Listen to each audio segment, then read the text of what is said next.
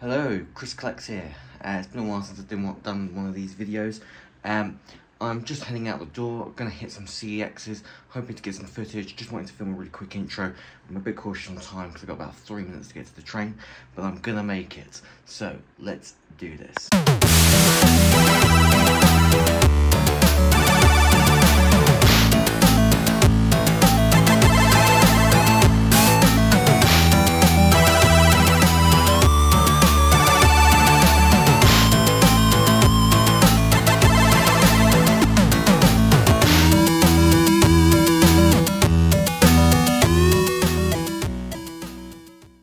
Okay, so back from my trip, didn't get any footage actually in shops. It was actually really hard to film, and this sort of turned into a multi-day thing. So this video is going to have a few little segments to it. It's going to be slightly longer than what I originally intended it to be, mainly because I did 2 CEXs in one day, I did 2 in another, and I've got some stuff coming online. But on that day that I shot the intro for, I only got one pickup, and amazingly, it was a DVD, which is something that I tend to not really buy anymore. But this DVD in particular, when I was doing a bit of research into it, it's quite hard to get, and the price that I paid might seem like a lot, but that's actually about what it goes for online, in some cases in worse condition than what this one's in, and that is Halloween, the 25 Years of Terror Definitive Edition DVD set. So what this is this contains the original John Carpenter Halloween film, plus a ton of bonus features, loads of documentaries. There's one documentary called 25 Years of Terror, which essentially goes through how the first Halloween came to be, and kind of talks a little bit about the sequels and about the lasting legacy of the whole thing. There's some Halloween panel discussions for the first Halloween, Halloween 2, Halloween 6. There's a Michael Myers panel discussion, a Halloween producers panel discussion, there's a Halloween convention, so there's a whole bunch of stuff, and there's also the movie itself in widescreen presentation, and on that first disc it also has Halloween Unmasked 2000. So this is actually a 4-disc set, so when you open it up, you get on the inside 4 discs, and I've just, as a fan of this Halloween movie, I've actually never seen anything like this before, and I had no idea it existed, which made me even more intrigued. And when we take all the discs out, what's really cool is the inside has a bit of a write-up about this particular set. So I just thought this was really cool. It was 15 quid in CEX, and like I said, it is something that I didn't know existed, and then when I did a bit of research into it, I found out it's actually quite a difficult set to get your hands on. So I thought I'd pick that up whilst I could. So that is Halloween, the 25 Years of Terror. Something I completely forgot to mention about this Halloween set as well is it actually came with this Halloween Autopsies comic. It's like a little comic book, which I didn't know it came with until I actually got home and opened the set up and took a look. I have watched the 25 Years of Terror documentary, which actually is a documentary I've never seen before. So this is a really nice set. Really just wanted to add to the collection, mainly for the plethora of special features, which I'm pretty sure are not included like all on one singular edition of the original Halloween.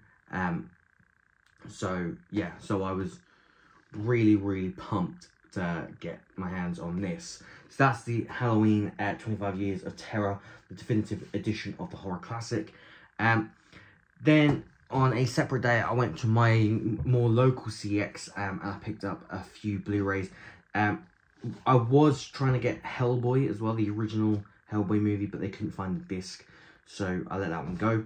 But I picked up Forgetting Sarah Marshall for 50p. This is a really funny movie, and it's one that I always think I have on Blu-ray, but it turns out I don't, and I always forget that. I always think I have it on Blu-ray. I think it's because somewhere in the house we have it on DVD, and I think that's why I always think I have this. But I'm pretty sure I don't. That being said, I haven't checked.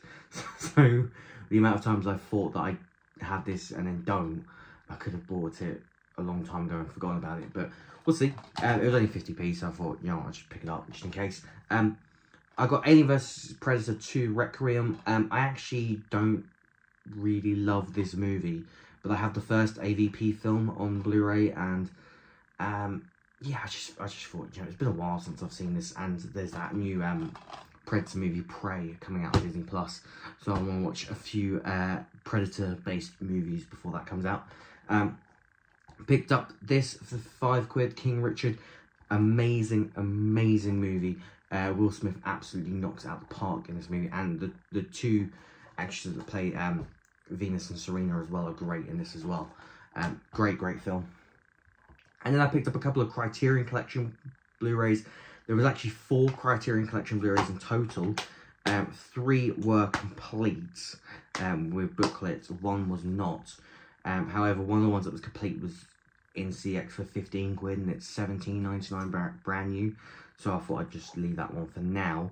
But I got It Happened One Night, which is a 1934 film starring Clark Gable and Claudette Colbert. And that was £8. This has been in that CX for a while, and it's gone down a fair bit. It was at first £15, and it's gone all the way down to 8. So glad I held out on that. And like I said, this one's a complete. It's got the booklet or poster or whatever it's supposed to be.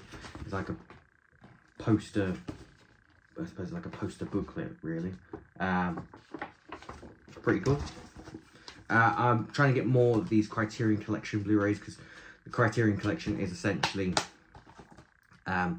like all the greats, and these, you know, these older films are films that I've never seen before, so it'd be nice to check them out as well.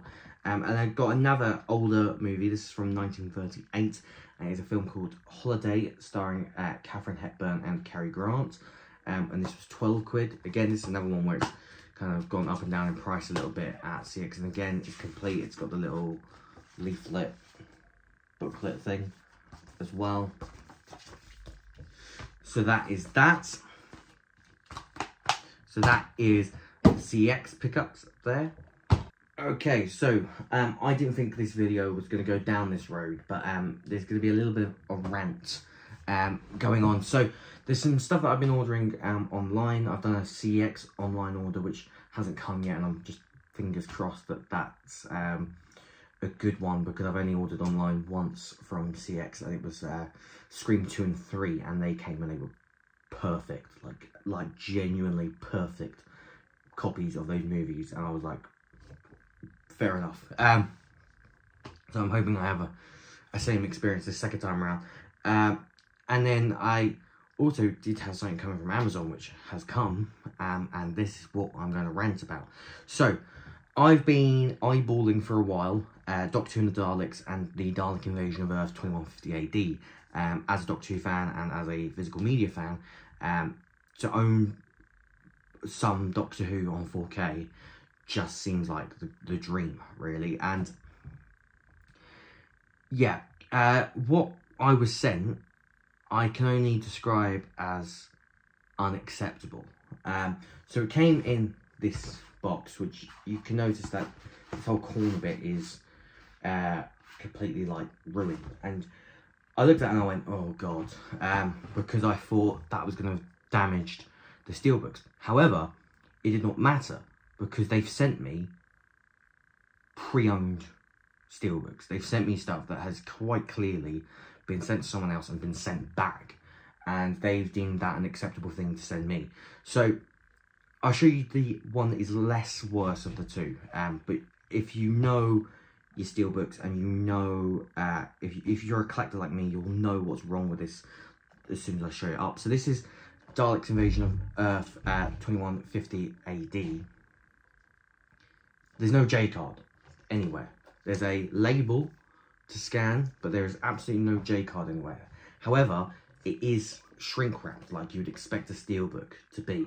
So my thought with this was, there's one of two possibilities. One is a factory error, and they forgot to put a J card on it before sealing it and sending it out, which, you know, could happen.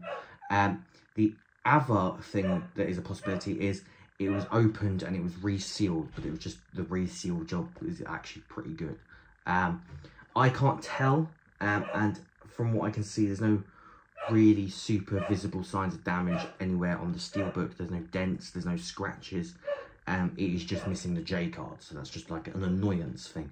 That's the sort of thing where if the other one hadn't been as bad as it is, I probably would have let this slide, because I intended on opening them anyway, and I probably wasn't going to keep the J cards on them. So it was something where I was like, if the other one hadn't been in the condition that it was in, I might have let this slide. However, this is what they sent me for Doctor Who and Daleks. Now, right from the get-go, you can see it is in a Amazon Returns plastic bag.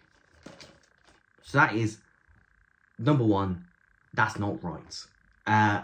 Number two, you can tell because of that, if you look, it's hard to see on camera. Basically, if you was to look at the J card, you can see that it's not held down, meaning it's not sealed. So it's been opened and it's been sent in this Amazon Returns plastic bag, which I think even somewhere on here, if I was to actually open it up and have a look, it probably says something like Amazon Customer Returns written on it. But I've deliberately not tried to open it because obviously I'm planning on sending these back. Then, if you look closely at the J card, there's a scuff there, and there's a very big scuff there, which you're like, huh, how'd that happen? And then, when you look around the steelbook, there's a big scuff mark there. It's really hard to see, but there's a corner scuff mark there where there's paint missing. And I took one look at it and went, no, not having it. Not having it whatsoever.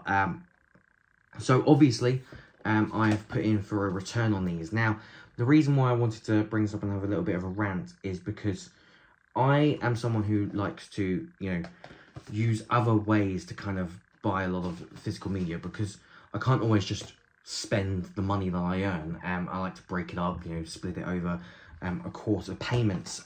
So I use a service called Klarna, which is, if you don't know it, it's a very good service where you can actually buy now, pay later.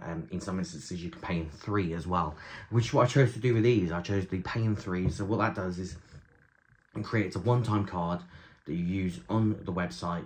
And then with that one-time card, you connect your card and you pay the monthly payments to Klarna directly. So what they do, they upfront that money, and you do it in 3 monthly payments, starting the first payment with the order. So I did like that. So obviously, when I went to do the return, the options I had was to refund it to that one-time card, which I wasn't sure if that would work, because I've never done it before, and that was something that I didn't feel comfortable risking. So my other option was to have it returned as a Amazon gift card. So that's what I've decided to do, and I have actually reordered these steelbooks, but from HMV, so hopefully I have a better experience the second time around, because I was actually genuinely looking forward to watching these movies. I'd really tossed it up between the collector's edition box sets and the steelbooks, and I went for the steelbooks because I don't really want the extra stuff. I just want the movies on 4K. It's been a long time since I've seen these movies. So I was really excited to check them out, and obviously this has kind of soured my experience of it a little bit. But what am I going to do with that Amazon return gift voucher? Because it's like nearly 60 quid back. So there's a few 4K box sets that I've been sort of having my eye on that I've not pulled the trigger on, because box sets naturally cost a little bit more. And I will be using that voucher money to buy one of the box sets that I've been eyeing for a while. And actually, when I use that voucher, that box set's only going to cost me about 7 quid. So that I will add to this video once all that goes through, because that should hopefully not take too long, as I plan on taking these to the post office tomorrow. which will be Monday.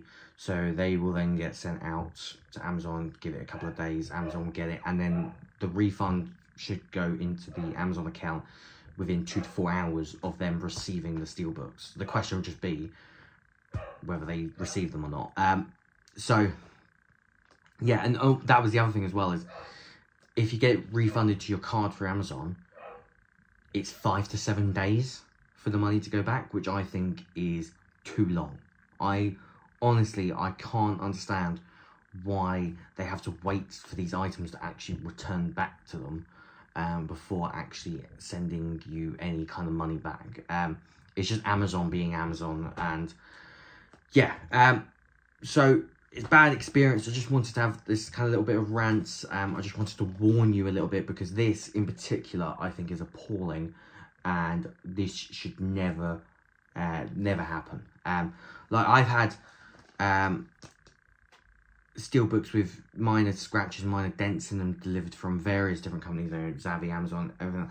A lot of those I let slide if they're not super noticeable. Like one of recent memory, I haven't opened it yet, but I've got Indiana Jones Temple of Doom, and there's a very small dent in the side, and I was contemplating returning it to Amazon and getting a replacement version. I didn't, but the reason I didn't is mainly because I tossed it up to, do I want to go through that process of having to take this steelbook to the post office and getting a replacement, or do I just want to suck it up and just enjoy Temple of Doom on 4K? And I went for the latter, because and you'll see that steelbook in this video at some point.